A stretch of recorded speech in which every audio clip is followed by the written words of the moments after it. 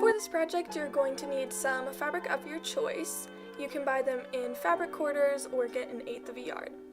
Here I have fabric that you would use for normal clothing. It looks a lot nicer. You're also going to need some hair ties and a needle and thread. So to start off, you're going to want to cut your fabric to about 13 to 15 inches long by 3 to 4 inches wide. So to begin, you're going to want to take the fabric right side and loop it through the hair tie just like this. Match up the ends and you're going to sew along the edge.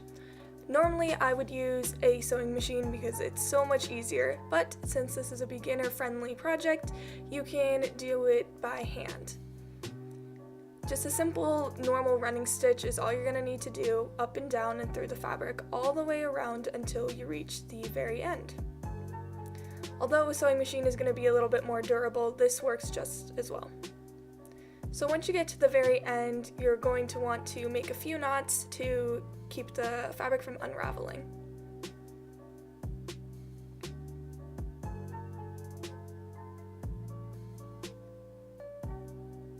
So now that you have finished going all the way around, you're going to want to flip it right side out. Just feed your fingers through the end and continue pulling until the entire scrunchie is right side out.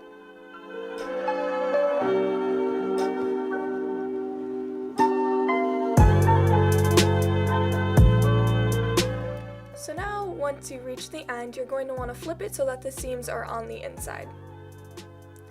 So what I chose to do here is I used the end of the fabric that has that kind of protective edge so that it doesn't come unraveled, and I'm putting the raw edge inside this nicer side.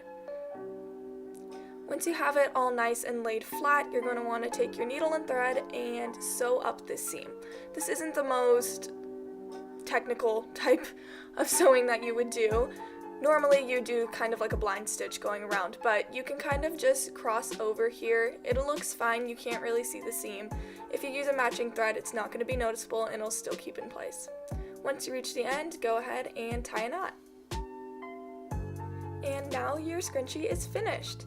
So here I did it with the thicker cotton, but when I did it with this thinner, more clothing-like fabric, it turned out super duper cute and I really like it. Thank you guys so much for watching, and I hope you guys make lots of scrunchies!